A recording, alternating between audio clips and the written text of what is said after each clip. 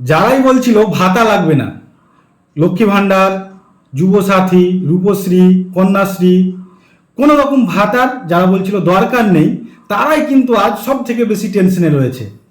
যাদের লক্ষ্মী ভাণ্ডার, প্রত্যেকটা মা বোনের ঢুকছিল বাড়িতে, প্রত্যেকটা বাড়িতে 2-3 জনের করে লক্ষ্মী ভাণ্ডার পাচ্ছিল, যারা যুবসাথী পাচ্ছিল, রূপশ্রী পাচ্ছিল, এই প্রকল্পগুলো কিন্তু এখনো আর কেউ পায়নি।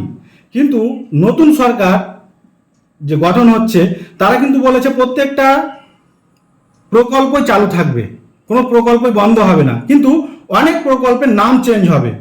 কিন্তু এখনো পর্যন্ত কোনো প্রকল্পের, যেমন আমি বলি লক্ষ্মী ভাণ্ডারের টাকা কিন্তু কারেন্ট সরকার থাকলে এতদিন ক্রেডিট হয়ে যেত, কিন্তু এখন পর্যন্ত কোনো ভাতা কোনো অ্যাকাউন্টে ক্রেডিট হয়নি। যারা বলছিল ভাতা নেব না চাকরি নেব, তারাই কিন্তু আজ সব থেকে বেশি চাপে আছে ভাতা, যে আমার ভাতা ঢুকছে না। তাহলে এটা কি হবে? আপনি কি ভাতা পাবেন? অবশ্যই ভাতা পাবেন, টেনশনের বিষয় নেই, কিন্তু হয়তো দেরি হবে।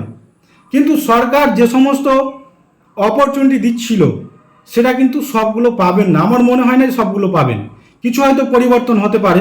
সরকার যতগুলো প্রকল্প দিচ্ছিল সবগুলোই কিন্তু জনগণের ভালোর জন্যই দিচ্ছিল।